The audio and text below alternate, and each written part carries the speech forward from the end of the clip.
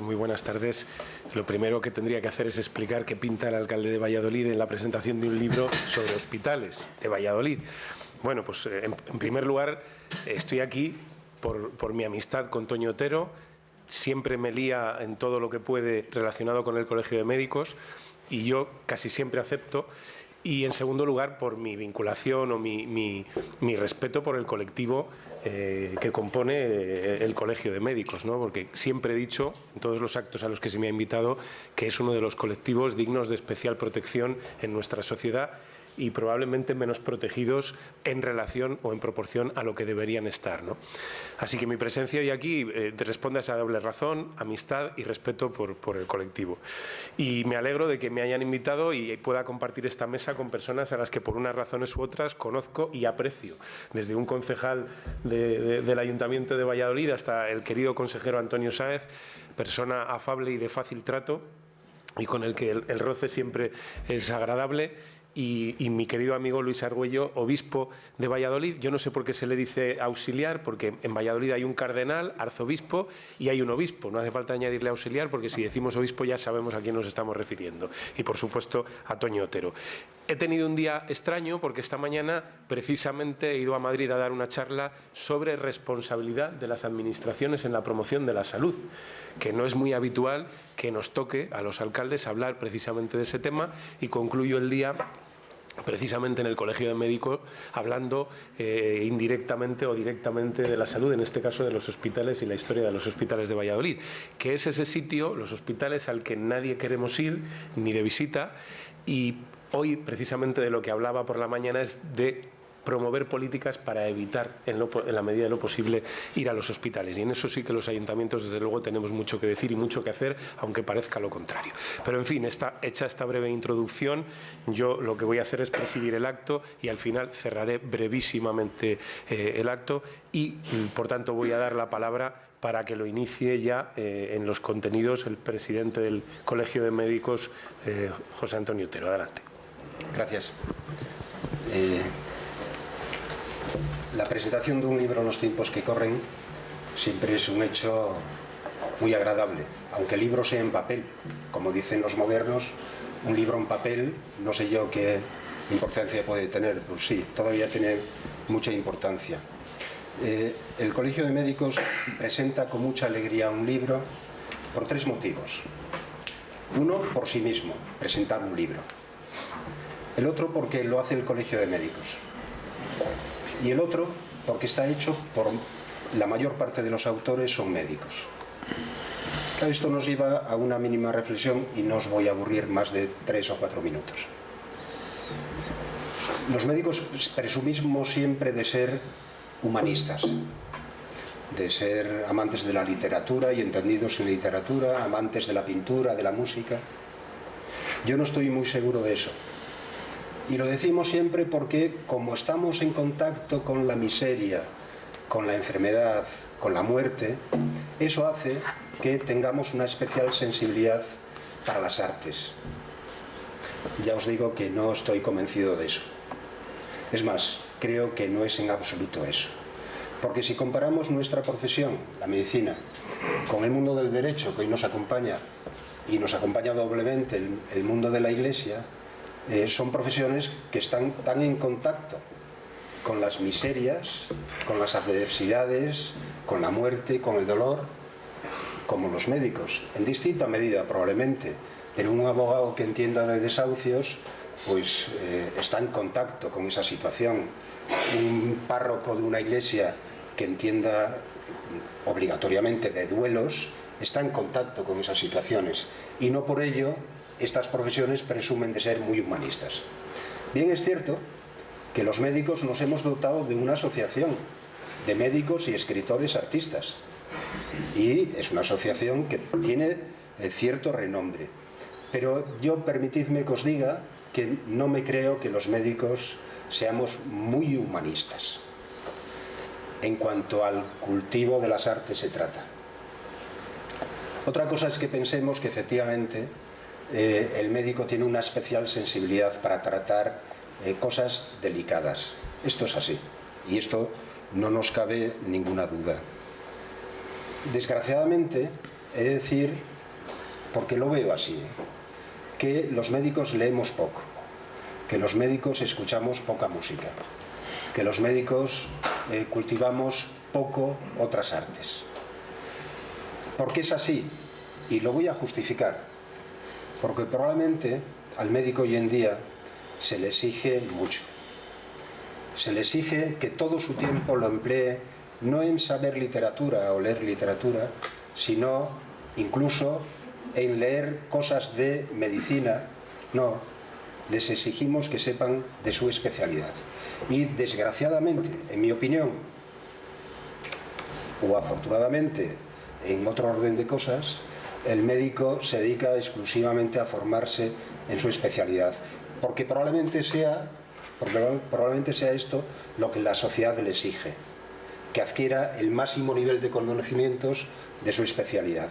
Y esto, tristemente, puede dar consigo que abandone otras facetas muy necesarias para el ejercicio de la profesión, que son el que trabaja con personas, el conocer cómo responde una persona ante la adversidad de la enfermedad, ante la adversidad suya, de su enfermedad o de sus familiares. En fin, siempre digo que cuanto más tecnificada sea nuestra especialidad, más humanismo tenemos que poner encima de la mesa. Tuvimos la fortuna de hace menos de un año de visitar al Papa Francisco. Y él, en una audiencia privada muy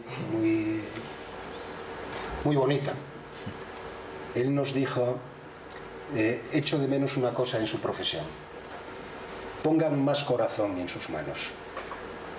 Nos quería decir con esto que quizás adolecemos en la medicina que estamos viviendo, tan tecnificada, tan moderna, tan sofisticada, tan fascinadamente acogedora, que no nos olvidemos de que el enfermo es enfermo desde hace 2000 años y probablemente padece lo mismo, sufre lo mismo ante esas adversidades, ¿no?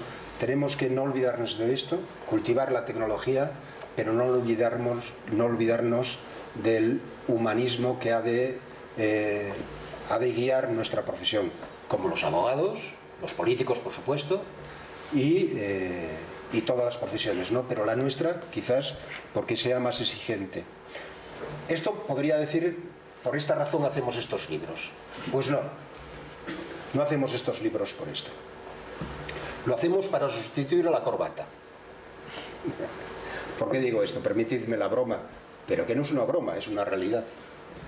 Cuando yo mismo y otros de la Junta Directiva nos invitaban a otros colegios a dar una conferencia, a dar una charla, nos pagaban con una corbata o un pañuelo si la que invitaban era una mujer. Claro, la corbata a mí me gusta mucho, pero es un arma de doble filo. La recibes muy bien, sabes que es una corbata, y cuando llegas al tren de vuelta a tu casa, la abres con una inquietud, a ver si me gusta. Y casi nunca gusta. Por eso pensamos en el colegio: mira, no vamos a regalar corbatas, vamos a regalar libros. Y de ahí empezó la fiebre editorial de este colegio, para regalar libros en vez de corbatas. Empezamos con un pliego de cordel muy bonito del doctor Gonzalo Ortiz, psiquiatra, sobre Juana la Loca. Juana la Loca parece una obsesión para este colegio. Por ahí está el doctor Castro. Porque continuamos con unos pliegos de cordel con artículos de don Emeterio Fernández Marcos, Pedro Gómez Bosque, Olegario Ortiz, Julio Martínez, artículos, ensayos de alta categoría. Continuamos con un libro sobre Juana I de Castilla, escrito por el doctor Castro. Continuamos con el libro de médicos de familia y este último que presentamos hoy. Pero nos gusta la literatura, pero que sepáis que es para regalar en vez de corbatas. Bueno, ya acabo. Solo agradecer porque además es un trabajo enorme el que han hecho. Yo tengo la fortuna de haber visto los textos. Me parecen todos de una altura intelectual para quitarse el sombrero. Por tanto, nuestro agradecimiento es enorme a todos los autores. Permitidme que los cite. No sé si voy a acertar en el orden. Carlos Fernández, Fernando Colina, don Luis Argüello, Benito Cortejoso, José de Castro, José Luis Vaquero, Manuel González, Rosa María Ráez, Ana Belén Casares, Asenjo Sebastián y Julio Mayol. Muchísimas gracias a todos. Y también gracias especialmente a José Antonio Muelas Ares, que es el fotógrafo que nos hizo las fotos que ilustran el libro. La primera la hizo él, la primera foto que es la portada del libro la hizo él. La responsabilidad que esté en la portada la asumo yo.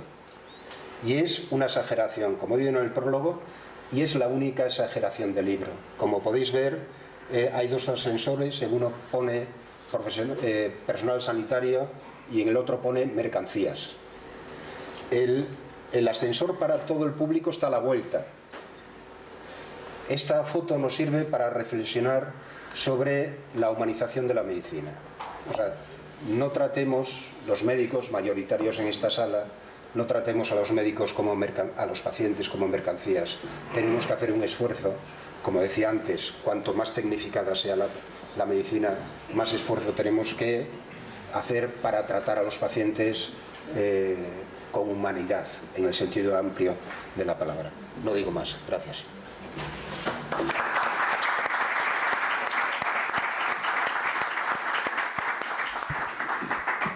Muchas gracias, Toño. Les hablaba de Carlos Fernández al principio, les decía que éramos compañeros en el pleno del ayuntamiento, pero lo que no dije es que también fuimos compañeros hace mucho tiempo de facultad, en la Facultad de Derecho, en la misma promoción. Ya él entonces era médico, pero estaba claro que no respondía a ese perfil de médico del que hablaba Toño, de que no lee más que medicina. Él, por lo menos, el Código Civil lo leyó y lo memorizó porque acabó la carrera en tiempo y forma. Y hoy ya les puedo yo decir que al menos las actas de los plenos se las lee de cabo a rabo, porque siempre al inicio de cada pleno yo le miro y pregunto, porque siempre se ha leído el acta de arriba a abajo y es el que detecta los fallos de transcripción que hay todavía en estos tiempos modernos del vídeo a las actas. Así que, Carlos, tienes la palabra. Muchas gracias. Querido obispo de la diócesis de Valladolid, Luis Argüello, he retirado de auxiliar para no tomar la contraria al señor alcalde. Señor alcalde del excelentísimo Ayuntamiento de Valladolid y compañero, efectivamente, como él ha recordado, de Corporación Municipal y de otras aventuras, Óscar Puente. Señor consejero de la Consejería de Sanidad de la Junta de Castilla y León, Antonio Sáenz. Querido presidente del Ilustre Colegio Oficial de Médicos de Valladolid, amigo Antonio Otero. Queridos colegiados, compañeros y amigos. Quiero que mis primeras palabras en este acto sean para hacer un doble agradecimiento al Colegio Oficial de Médicos de Valladolid. Primero, por invitarme a participar en esta presentación y segundo, y más importante, por darme la oportunidad de contribuir a la elaboración de este interesante libro que hoy presentamos, encargándome la redacción del capítulo referido a la historia del Hospital Clínico de Valladolid. Permitidme, por tanto, expresar mi gran satisfacción por haber podido ayudar, en la medida de mis posibilidades, en la preparación de este libro y mi satisfacción por varios motivos. Por un lado, porque cuando uno ya tiene más pasado que futuro, como es el caso, siente de vez en cuando cierta necesidad y propensión a hacer balance de su vida personal y también de su vida profesional, o por lo menos hacer un repaso retrospectivo de ambas. Y mi colaboración en el libro me ha dado la oportunidad de hacer un profundo repaso a mi ya, quizá desgraciadamente, larga trayectoria laboral.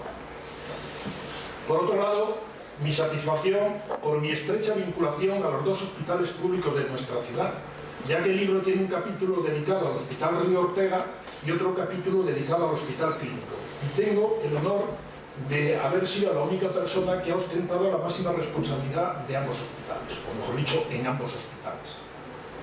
Hace ya muchos años fui director del Hospital Río Ortega, habiendo tenido incluso la ocasión de liderar el cambio de nombre desde Residencia Sanitaria Onésimo Redondo, que ponía el papel que a mí me dio posesión de la dirección, a Hospital Río Ortega, cambio que fue aprobado por la Junta de Gobierno del Hospital, junta que entonces yo presidía.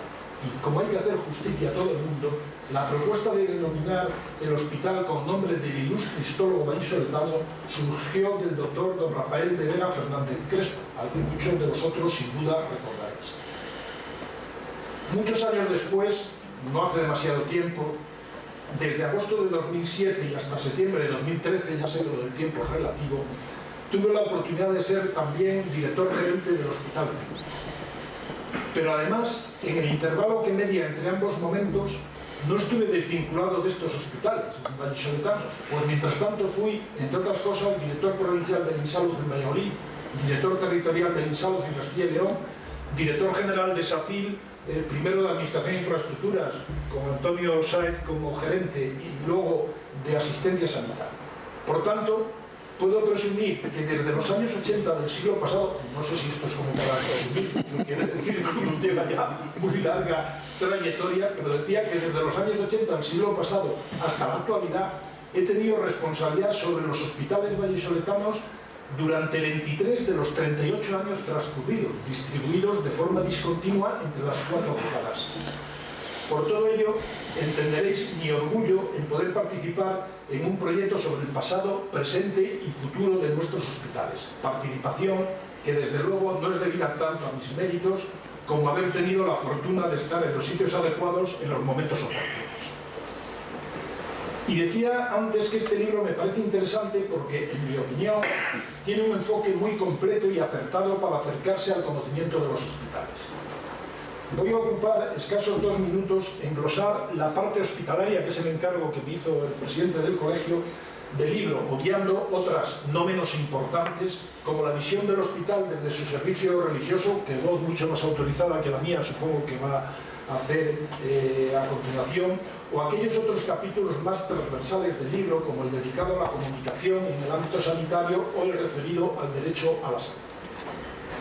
En primer lugar, el doctor José Luis Vaquero hace un repaso histórico de los hospitales, desde el hospital basado en la caridad cristiana, como lugar de acogida de necesitados, enfermos o no enfermos, con escasas o nulas medidas higiénico-sanitarias, sin más aislamiento que para los enfermos leprosos en hospitales que podríamos calificar de monográficos en la terminología actual, denominados realmente lazaretos, pasando por los hospitales en pabellones, la introducción de los cuidados de enfermería, el hospital en altura, hasta llegar al hospital actual, nuevamente con tendencia horizontal, con vocación integradora como centro de cuidados sanitarios con estancias muy cortas, incluso a veces de solo horas.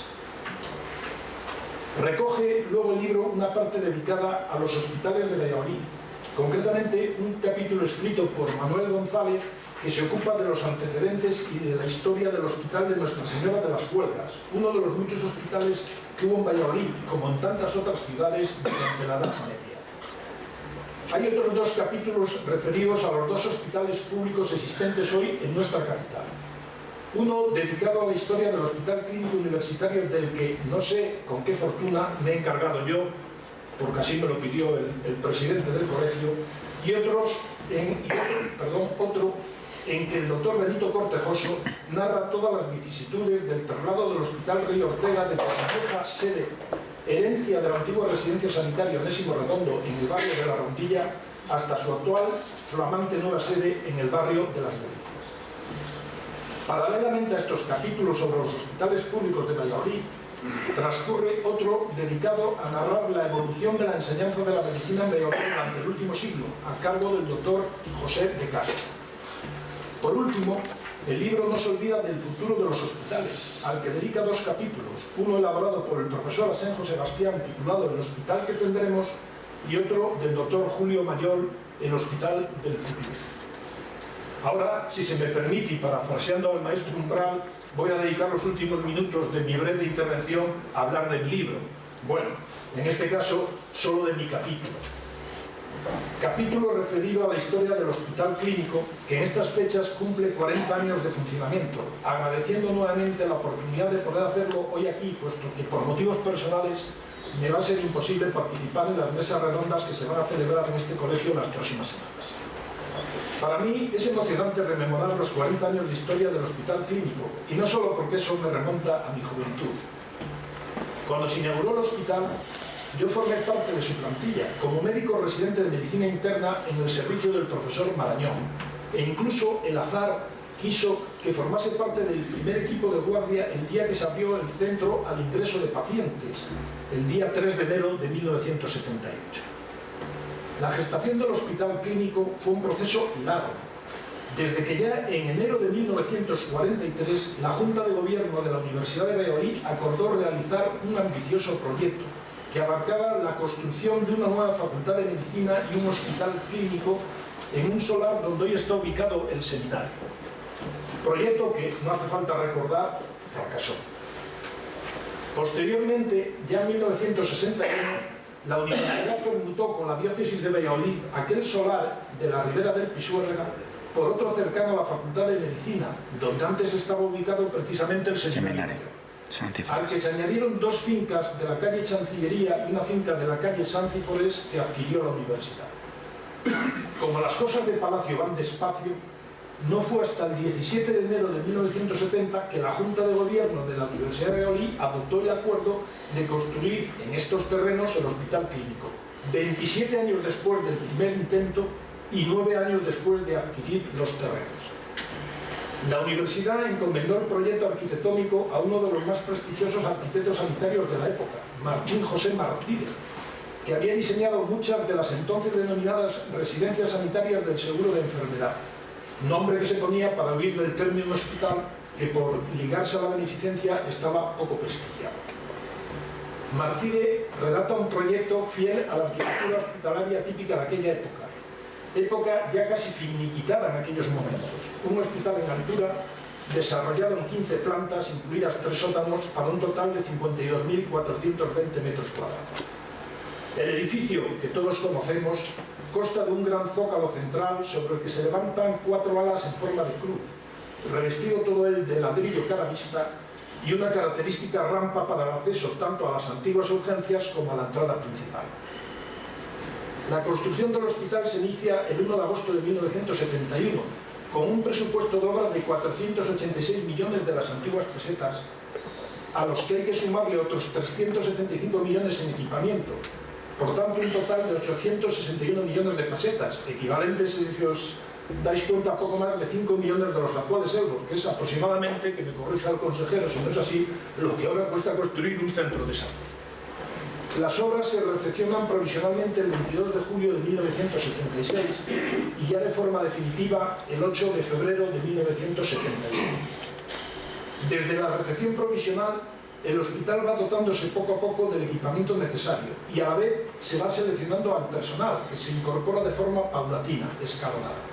De esta manera, en el último trimestre de 1977 se fueron abriendo las consultas externas y se preparó todo para el ingreso de los primeros pacientes, que se produjo, como antes he dicho, el día 3 de enero de 1978. La plantilla con la que se abrió el hospital la componían un total de 1.454 plazas, distribuidas entre 367 de personal facultativo, 420 ayudantes técnicos sanitarios, 328 auxiliares de clínica, 90 administrativos, 113 celadores, 7 telefonistas y 129 de personal de mantenimiento, a los que había que sumar 30 médicos internos y 100 médicos residentes, entre los que, como antes dije, estaba este humilde servidor. Por tanto, el clínico empezó a funcionar con un total de 1.584 trabajadores. El hospital tuvo una inmediata adaptación a la ciudad y supuso un cambio radical en el modelo asistencial vallisoletano. Hasta entonces, en el viejo hospital provincial se atendía fundamentalmente a pacientes de la beneficencia, algunos pocos pacientes privados y aquellos asegurados de la Seguridad Social que la Inspección Médica del INP remitía a través de un concierto, mientras que el grueso de pacientes de la Seguridad Social era atendido en la entonces Residencia Sanitaria Onésimo Arroyo. Desde aquel día, los pacientes vallisoletanos quedaron divididos en 2 áreas, según su domicilio, siendo asignada una de las áreas al clínico, como pronto comenzó a ser conocido popularmente el nuevo hospital, permaneciendo el otro área adscrita a la residencia. Dedico posteriormente el resto del capítulo a describir las 3 etapas en las que divido la vida del clínico: la etapa de concierto Universidad INP, Instituto Nacional de Previsión, la etapa de gestión directa del INSALUD y la etapa de gestión de SACIL, pero no voy a profundizar en ellas para no alargar innecesariamente esta intervención, y porque el que tenga interés las puede leer en el libro. Sí quiero terminar, aprovechando que está aquí el consejero de Sanidad, y perdóname Antonio por el atraco, recordando que cuando el 1 de agosto de 2007 tomé posesión como director gerente del Hospital Clínico en el Aula Bañuelos, ya advertí al entonces gerente regional de salud y al entonces consejero de sanidad que iba a ser reivindicativo con el plan director del hospital, con la necesidad de abordar las obras de ampliación y reforma del clínico, y así lo hice durante los más de 6 años que fui gerente. Por eso, ahora que las obras llevan 3 años paradas y que ya no tengo ocasión de ser reivindicativo por estar alejado del mundo sanitario, quiero aprovechar esta ocasión para pedirle al consejero de Sanidad, para rogarte a ti, Antonio, que impulses con celeridad la reanudación de dichas obras y su rápida ejecución.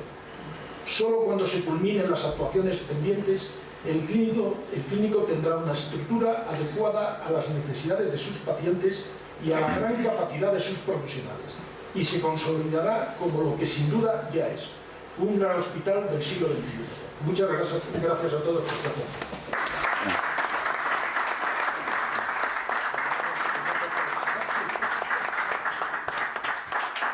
Muchas gracias, Carlos. Y además, oye, nos has ahorrado, a mí en concreto, el papel de reivindicar esa celeridad en las obras del Hospital Clínico. No sé, Antonio, qué capítulo te han asignado en el libro, pero lo que está claro es que te acaba de encomendar que escribas las páginas que aún están por escribir del futuro inmediato del Hospital Clínico.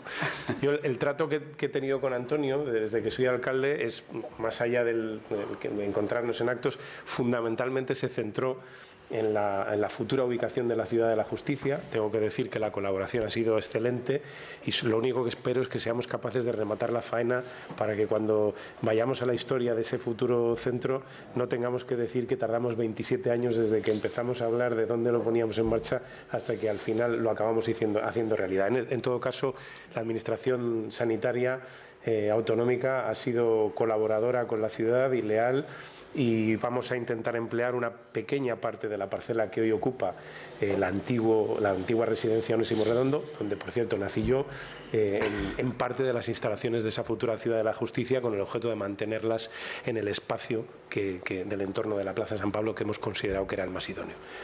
Antonio, tienes la palabra. Pues creo que era yo, pero bueno. ¿Perdón? Ah, perdón. Yo no soy el obispo. Perdón. Me he colado. Pero bueno, el consejero. Antón, si te sientes lanzado, sí. Nada, pues Luis Argüello. Sí. Ya está. No, pero te voy a presentar, porque me hace ilusión. Ahora ya sabéis que se habla mucho de nuevas. Se emplea el término nuevo para referirse a instituciones que llevan toda la vida existiendo. Pasa hasta con el PSOE, que no lleva tanto tiempo como la Iglesia, pero se habla de un nuevo PSOE. A mí se me coloca como representante del nuevo PSOE, y ahora también se habla de una nueva Iglesia, que yo no sé si es verdad que existe. Lo que sí es cierto es que hay un nuevo Papa que marca una nueva impronta, y quizá por eso se hable de una nueva Iglesia. Yo no sé si a Luis Argüello se le puede denominar como representante de esa nueva Iglesia. Desde luego podría perfectamente encuadrársele ahí, pero yo creo que es un representante de la mejor Iglesia, no de la nueva, sino de la más pegada a la inicial, a la originaria, a la que puso en pie Jesucristo hace ya más de 2000 años. Yo creo que se puede decir claramente que Luis Argüello es un profundo cristiano, y que es un obispo que desempeña su labor siempre muy pegadito al mensaje cristiano. Esa es la presentación que yo quería hacer de ti. Gracias. Y tienes la palabra, Luis. Con permiso. Buenas tardes a todos. Agradezco mucho a Julio Martínez que me invitara, junto con Antonio Otero, a participar en este libro y a poder pensar un poco sobre el asunto. Os voy a decir además dónde lo escribí, porque tiene su aquel.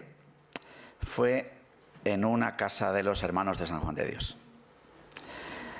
que, como sabéis, tienen bastante que decir en la hospitalidad, en lo que significa lo hospitalario, incluso en la historia de los hospitales en España, desde que aquel loco de Granada salió a las calles y cargó a cuestas con aquellos que nadie quería. Y ahí, hablando con un hermano de San Juan de Dios, descubrí que una cita que yo pongo en el libro y que no sabía de quién era, me dio la oportunidad de ver la cita, ¿no? Está puesta a la puerta de entrada del Hospital San Giacomo de Roma. Ven para ser curado. Si no curado, al menos cuidado. Si no cuidado, al menos consolado. Yo esto lo había visto en la cama de un enfermo, en el hospital entonces, en el Pío del Río, pero en la ubicación antigua, donde también es otra pequeña anécdota. Yo en ese tiempo, en unas cuantas semanas, hice guardias hospitalarias del equipo de atención religiosa y en esas guardias escribí el sermón de las 7 palabras. Lo cual se ve que a mí estar en el hospital o en ámbitos hospitalarios me motiva para poder escribir o pensar o contar algunas cosas, ¿no? También cito a Fellini en mi colaboración en este texto diciendo, Fellini dijo una vez que tuvo que pasar por el hospital, que el hospital le dio la oportunidad de pensar en su vida y en la vida misma y su sentido, su significado, ¿no? La mirada religiosa es una mirada que religa, que pone en relación y que por tanto que pone en relación el cuerpo y el alma, si siguen valiendo estas expresiones, la dimensión somática clara y esa otra que se nos acaba escapando siempre, que empieza siendo psicológica, que después podemos decir que es espiritual, pero que incluso más allá apunta a un vértice de lo innombrable. Y lo innombrable, cuando experimentamos la infirmitas, porque ¿qué es la enfermedad? Sino hacer caso a su propia raíz en la etimología de la palabra para reconocer nuestra falta de firmeza, en algunas ocasiones de la vida de forma especialmente singular, ¿no? Cuando además en el hospital te llevan y te traen, te quitan y te ponen, te suben y te bajan, ¿no? Y tienes una impresión a veces que la tabla de los derechos humanos ha quedado a la puerta, pero por otra tienes la impresión de que tu madre ha vuelto, de que hay alguien que te cuida, que te lava, que te ayuda a hacer lo que sabías y por la situación de enfermedad no puedes, ¿no? Entonces poner en relación, religar, ¿no?, las diversas dimensiones de la existencia de un único yo, de un único sujeto. Yo creo que la perspectiva religiosa es a lo que ayuda, a vincular, a relacionar y desde ahí, si es posible la curación, como no, con esa intención vamos todos al hospital y vosotros los médicos tratáis de hacerlo lo mejor posible, sino al menos habernos cuidados. Yo creo que la experiencia que podemos resaltar es que la mayoría de los profesionales que trabajan en los hospitales, la mayoría con un nivel abrumador de mayoría, cuidan muy bien. Y uno se siente cuidado, a veces en medio del barullo de lo que significa una habitación de 3 camas, pero uno se siente bien cuidado. Pero en todo caso, consolado. Y desde ahí, la presencia religiosa en el hospital trata, cómo no, de animar y respetar todo aquello que pueda contribuir a la curación, trata de expresar el cuidado y de llevar el consuelo. Que el consuelo, volviendo otra vez al origen de las palabras, significa poder experimentar no estoy solo, porque reconozcámoslo, en el hospital, aun a veces estando llena la habitación de visitas, que siempre quieren ser cariñosas y terminan siendo casi siempre pesadas, uno experimenta a veces una soledad impresionante, porque te sientes desbordado por lo que te ocurre, porque tienes alguna duda de lo que podrá pasar, porque te sientes verdaderamente solo. Entonces, poder ofrecer el consuelo, una presencia misteriosa que acompaña, pero que luego toma cuerpo en las personas que se hacen cercanas, yo creo que es algo valioso. También la religación en un hospital ayuda a unir dimensiones de la persona que quizás el tiempo post que vivimos desvincula, ¿no?, que es la importancia del sujeto, del yo, de lo que llamamos individuo, pero que nunca nos acaba de explicar del todo. porque somos personas y no individuos de una especie, sino personas con radical dignidad, pero la persona dice a su vez de relación. Y es verdad que el hospital es un campo sorprendente de relaciones. Y además en el propio hospital la familia o los amigos o los cercanos al enfermo se aproximan y colaboran. Es verdad que los familiares de los enfermos a veces son o somos pesados, pero también es verdad que ayudamos, porque si no, los enfermeros y enfermeras no podrían estar atentos a todas las cosas que pasan en una habitación hospitalaria. Y al mismo tiempo, un hospital es una institución singular del estado del bienestar. Entonces, una institución singular del estado del bienestar, una posibilidad de ambiente relacional, de cuidado familiar, de cercanía de afectos. Y el yo, en su soledad y en su capacidad de relación, juegan y se entrejuegan. Y nosotros queremos, en medio de esa triple relación que nos constituye, lo personal, el alma, lo ambiental y relacional y lo institucional, que forma parte de nuestro propio ser, nosotros queremos ofrecer una presencia del misterio, pero del misterio con nombre y con rostro. Un nombre, Jesús, Emmanuel, que significa Salvador o Dios con nosotros, y al mismo tiempo un rostro para que sea posible eso que aparece subrayado en la contraportada del libro, y que yo voy a leer para terminar. Habremos de recordar que la técnica no es la medida de las cosas, sino el ser humano y su dignidad. El reto es recuperar la epifanía del rostro, el encuentro personal, volver a ver los ojos. Yo soy nieto de médico. Mi abuelo Pablo fue médico en mi pueblo, médico de familia, que se dice ahora, médico de medicina general, médico de un pueblo de Castilla. Y yo todavía hoy, cuando la gente me recuerda a mi abuelo, siempre me recuerda esto: nos alegraba que viniera a vernos y nos mirara. Lo dice la gente mayor.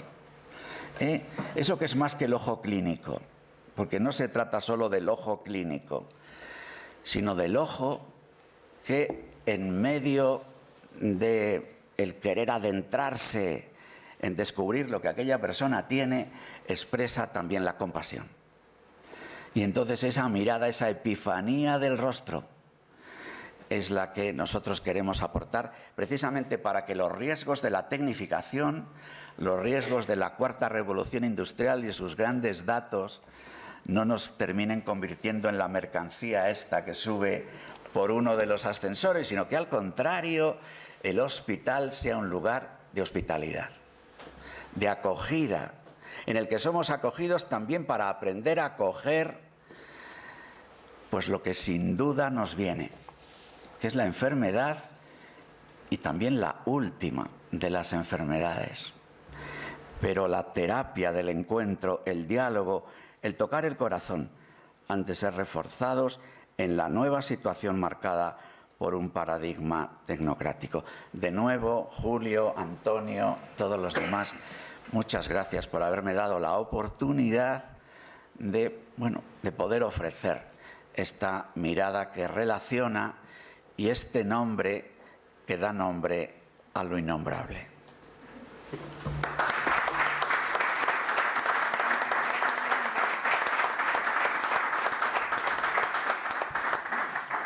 Pues ahora sí, Antonio, es tu turno, después de estas dos intervenciones con cierto contenido reivindicativo, una muy expresa de Carlos Fernández y la otra del obispo, que ha dejado caer lo de las habitaciones de 3 camas, que también tiene ahí una carga subliminal importante que seguro que sabrás recoger convenientemente. Adelante.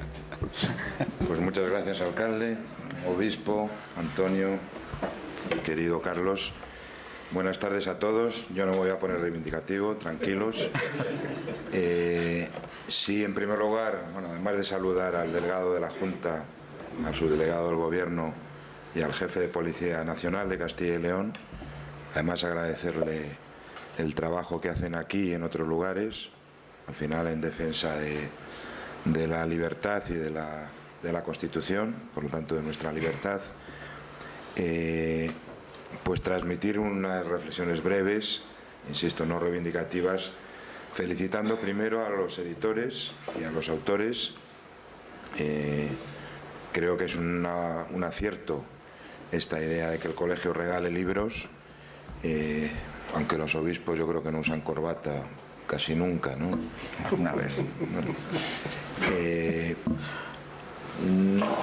No quería entrar en polémica con Antonio sobre la cultura de los médicos, sobre cómo hemos cambiado los médicos en las últimas décadas, algo que está muy vinculado al proceso de tecnificación de la atención sanitaria y que tiene algunos aspectos naturalmente muy positivos, pero algunos otros un poco preocupantes. Yo creo que se ha señalado ya.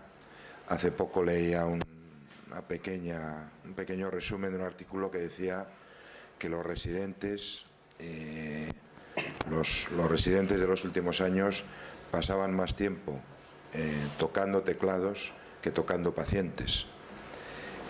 Hay muchas especialidades que no tocan a sus pacientes, tocan otras cosas, o que no trabajan con el cuerpo de los pacientes, con su mente, trabajan con imágenes, con productos, y esto es algo que esa intermediación de la tecnología entre el paciente y el médico, y en general entre los profesionales, introduce elementos de un gran avance en los resultados que tenemos en la asistencia sanitaria, pero introduce otras complejidades que conviene también tener en cuenta. Segunda felicitación, porque este libro yo lo entiendo como el segundo después de una edición que se ha hecho sobre la atención primaria, también con aportaciones muy interesantes, y en el cual la manera de abordar el pasado, el presente y el futuro de los hospitales incorpora cuestiones, en mi opinión, muy positivas. Cabe deducir que de los hospitales hemos hablado sobre todo en el pasado de su estructura, de los edificios fundamentalmente, de las dimensiones, que después se han incorporado valoraciones tecnológicas, porque algo después se incorporó mucha tecnología creciente, con un pequeño problema en el sector sanitario. Es curioso que la tecnología en el mundo de la industria y de los servicios, la tecnología sustituye, entre comillas, mano de obra. Esto no ocurre en la sanidad, todo lo contrario. Cuando se robotiza una fábrica de vehículos, cuando se informatiza una entidad bancaria, son necesarios menos trabajadores, porque las máquinas hacen ese trabajo. Sin embargo, en sanidad no ocurre esto. Cuanto más tecnología incorporamos, más profesionales necesitamos y más cualificados. Y además la tecnología sanitaria tiene otra ventaja e inconveniente, y es que tiene un bajísimo índice de sustitución. Aquí hay médicos ya un poco veteranos que recordarán que cuando un paciente acudía a las urgencias o a una consulta, se le hacían unas pruebas básicas y eso determinaba ya generalmente el diagnóstico, el pronóstico y el tratamiento. Ahora se acumulan cada vez más pruebas, más complejas, pero esa tecnología no sustituye a la anterior y seguimos haciendo un electrocardiograma básico, pero también una eco de no sé qué tipo, pruebas de imágenes complejísimas, resonancia cardíaca muy específica, y todas ellas se siguen acumulando, ¿no? Y eso explica muchas veces por dónde deriva el gasto sanitario, por esta acumulación de tecnología y por esta prestación media que cada vez es más intensa. Decía Carlos Fernández que él había sido director de la antigua residencia hoy Río Ortega, y en aquella época había un pequeño equipo directivo. Yo recuerdo algún hospital que tenía un administrador, un jefe de enfermeros y poco más, y el director. Ahora hay equipos de gestión amplios, pero es que seguramente esos hospitales de hace pocas décadas tenían 2 médicos que atendían la urgencia hospitalaria y se resolvía. Ahora en un hospital como los nuestros de Valladolid podemos tener 40 o 50 médicos en la urgencia hospitalaria. De manera que esto explica también la evolución en términos de estructura, de tecnología de nuestros hospitales. Yo diría que además estamos en momento de incorporar también valores y normas sociales. Nuestros pacientes ya no son los mismos. Esta idea de ir al hospital como institución total, que te presta todos los servicios, que te quita la ropa incluso y te pone la del hospital, que te pones en manos para todo, que te da de comer, que te da incluso atención religiosa como institución total, ya no existe exactamente así, porque se han incorporado muchos valores sociales, muchas reivindicaciones sociales que hacen que los hospitales se abran al conjunto de la sociedad y a los pacientes. Y nos quedan todavía evoluciones, que será, hasta ahora los hospitales son organizaciones del conocimiento, pero aquí va a haber otra interferencia tecnológica, el conocimiento depositado en los médicos. Pero ¿y qué va a ocurrir con la inteligencia artificial?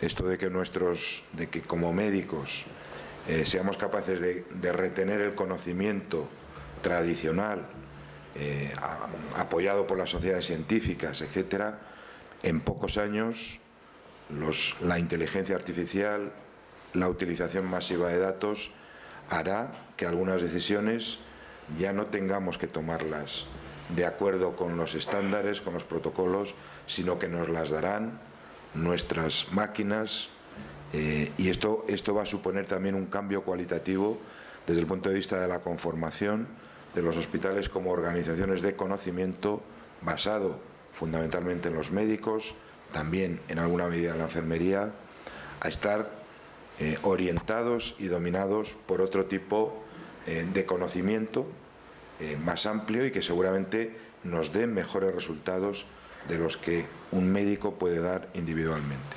Pero al final faltará lo que decía el abuelo de nuestro obispo, que alguien me mire. Y esa mirada y ese contacto es insustituible. Y en esa contradicción vamos a vivir seguramente en el futuro de nuestros hospitales, también en Valladolid. Yo termino recordando dos cuestiones, porque al final son las que resumen todo ello, algunas de las cuales ya lo ha señalado el obispo Argüello. Un obispo que cita a Federico Fellini cuando dice que en un hospital pues al final ofrece una ocasión privilegiada para un nuevo acercamiento a la vida. O cuando Fernando Colina termina su artículo y termina el libro, porque es el último, diciendo que quien visita un hospital o quien es visitado en un hospital tiene motivos o nuevos motivos para pensar en los laberintos de la verdad. Al final, lo que nos confronta a los hospitales es al dolor, al sufrimiento, a esa necesidad de atención. Eso nos confronta con la tecnología, pero también nos confronta con una reflexión sobre la vida, sobre el sufrimiento, sobre, si se quiere, también sobre la verdad. De manera que yo creo que de todo esto que se habla en el hospital, dice Julio Mayol que hay quien afirma que el hospital es la organización más compleja de gestionar. Ahí siempre hay dudas. Hay quien dice que lo más complejo es un portaaviones o un aeropuerto y en tercer lugar un hospital. Pero en cualquier caso, esté en el lugar en el que esté, en el hospital se producen tantas interacciones. Es la organización donde más, seguramente en nuestra ciudad, todos los días miles de personas circulan por nuestros hospitales, cada una en una consideración, como pacientes, como familiares, como médicos, como enfermeras,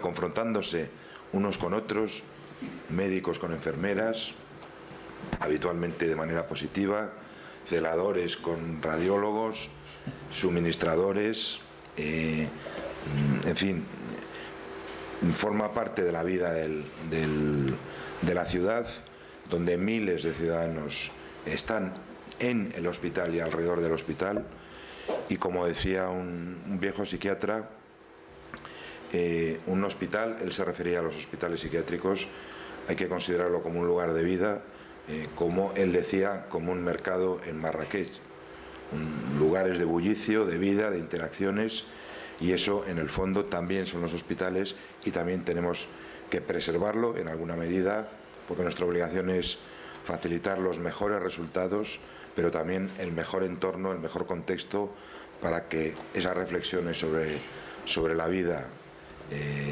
y su sentido pues también puedan tener efecto en nuestros hospitales.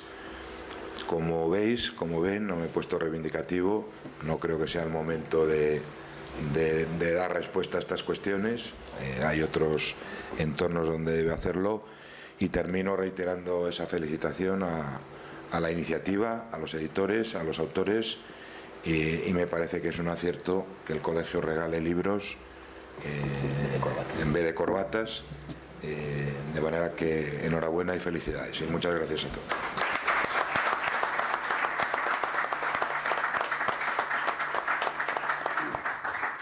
Muy bien, pues solo me queda agradecer al colegio la invitación para participar en este acto junto a los ponentes, agradecer la presencia de las autoridades antes citadas, jefe superior de policía, subdelegado del Gobierno, delegado de la Junta de Castilla y León, a todos ustedes por su asistencia a este acto.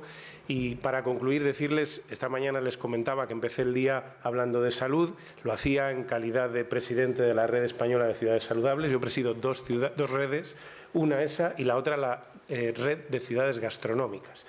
Y no hay dos cosas que tengan más relación que la gastronomía y la salud. Esto lo traigo a colación para decirles que ahora mismo, al acabar este acto, disfrutaremos de un cóctel que ofrece el Colegio de Médicos, en el que podremos disfrutar de algunos vinos que en pequeñas diócesis seguro que contribuyen a mejorar nuestra salud. Así que muchas gracias a todos y todas por su asistencia.